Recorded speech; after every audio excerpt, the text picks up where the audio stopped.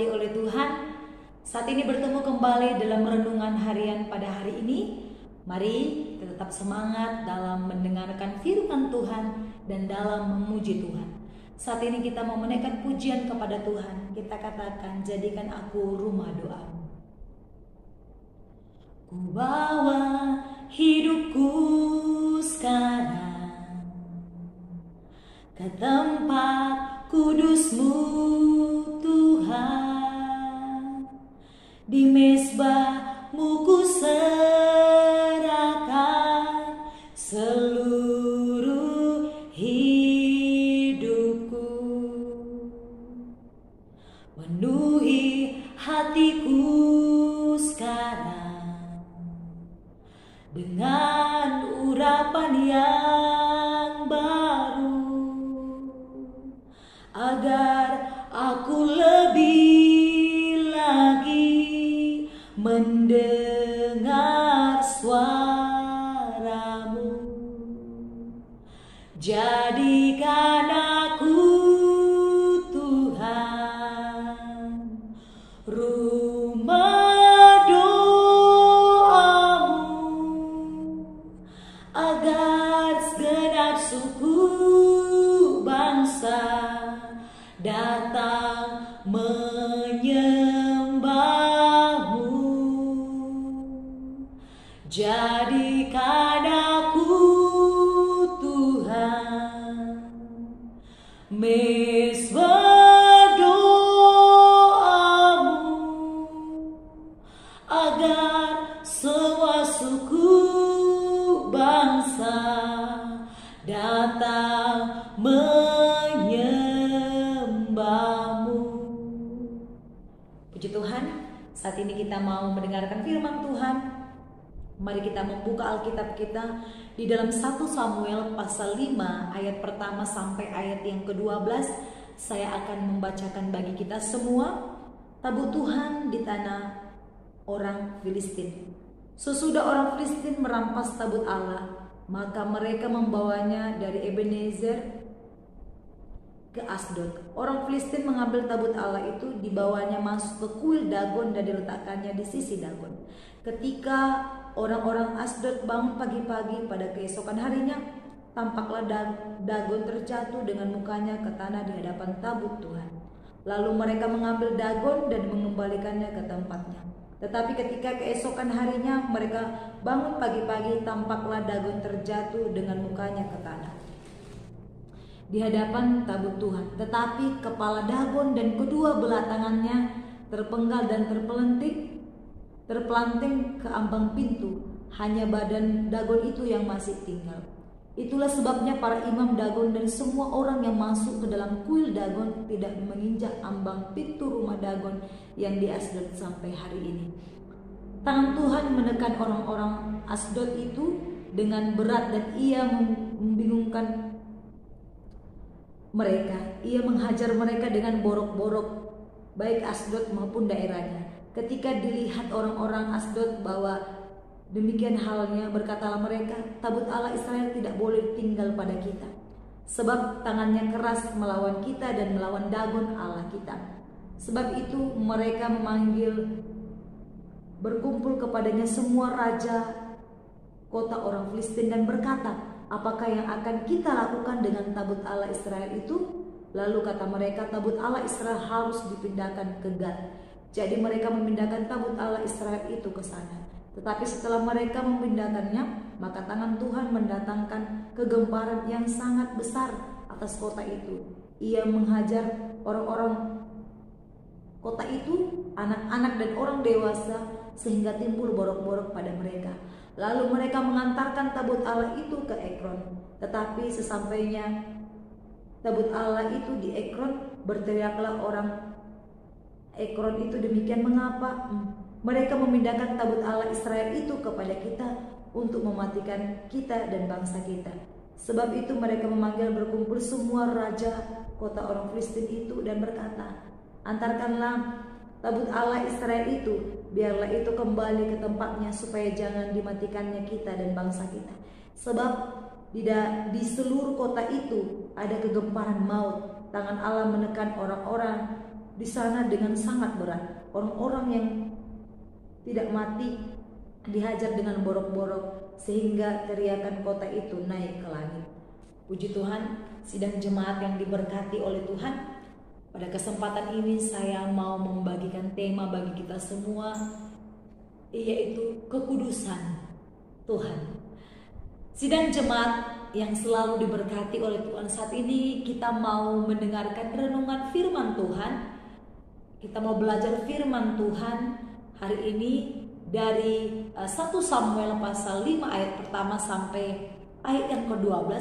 Firman Tuhan hari ini bercerita tentang bagaimana sesudah orang Filistin merampas tabut Allah dari tangan orang Israel, maka orang Filistin membawanya. Tabut perjanjian yang sudah dirampas mereka bawa dari Ebenezer ke Asdod, ke daerah Asdod. Orang Filistin membawa tabut Allah itu masuk ke kuil Dagon dan diletakkannya di sisi Dagon. Sidang jemaat yang diberkati oleh Tuhan, tadi kita sudah membaca 1 Samuel pasal 5 ayat 1 sampai 12. Kita melihat ada beberapa hal yang terjadi ketika tabut Allah itu berada di tangan orang Filistin. Selama tabut Allah ada bersama-sama orang Filistin, ada beberapa hal yang terjadi. Sidang jemaat Tuhan, yang pertama yaitu ketika tabut Allah berada di Ebenezer di daerah Asdod, dan kemudian ada hal yang terjadi, yaitu Dagon atau patung kuil orang Asdod.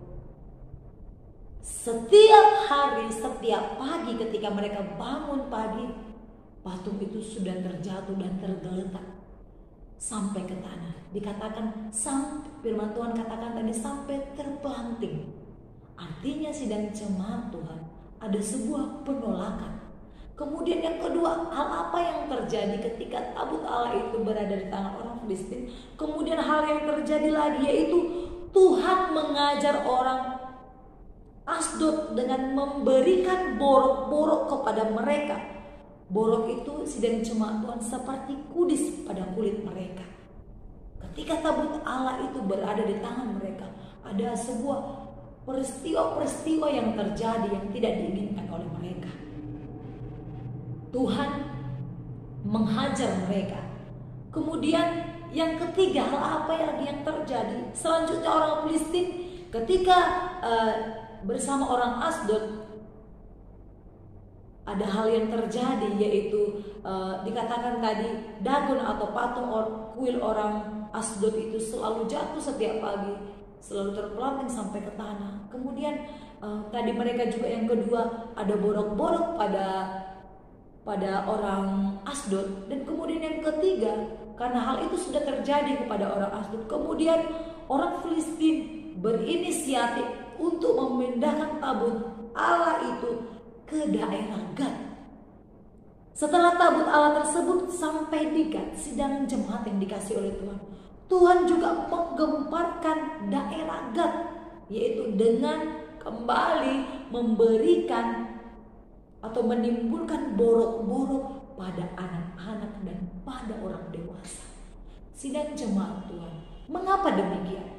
Mengapa ketika tabut Allah di tangan orang Filistin, banyak hal-hal yang terjadi yang tidak diinginkan mereka, peristiwa-peristiwa yang mengejutkan yang tidak diinginkan mereka, malapetaka mereka alami.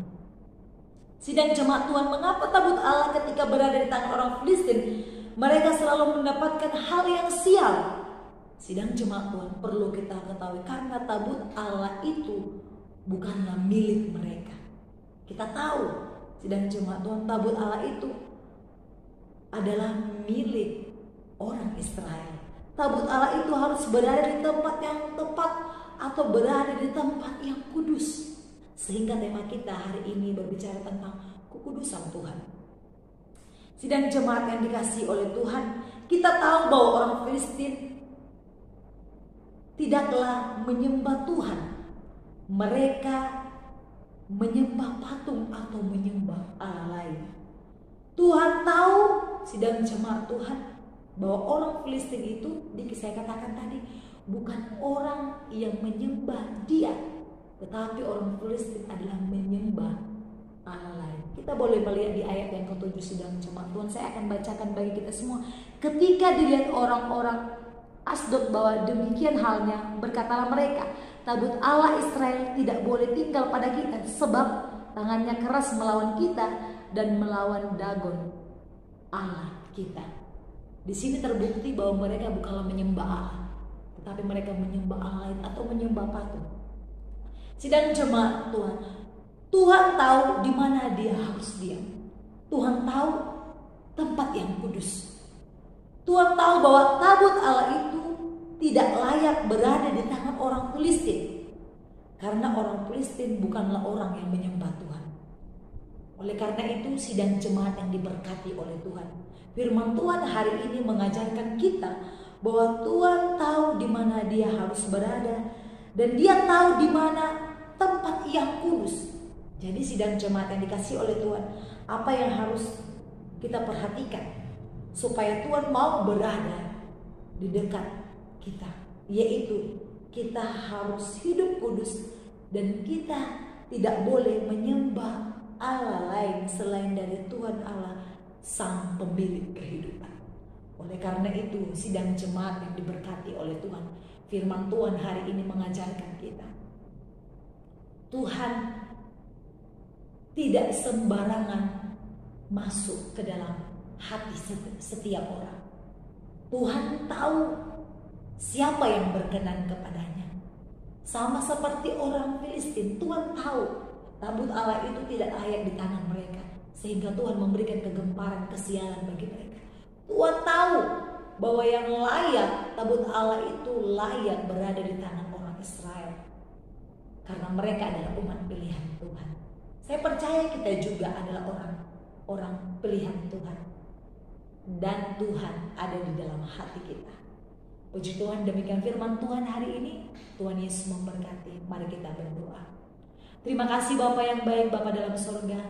Kami sudah selesai merenungkan firman Tuhan. Ajar kami Tuhan, supaya hidup kami boleh layak dan berkenan di hadapan-Mu, dan Engkau ada di dalam hati kami. Terima kasih Tuhan, materikan firman-Mu dalam hati kami, dan ajar kami untuk melakukannya di dalam hidup kami. Terima kasih Tuhan, dalam nama Yesus kami sudah berdoa. Haleluya. Amin. Shalom. Tuhan Yesus memberkati.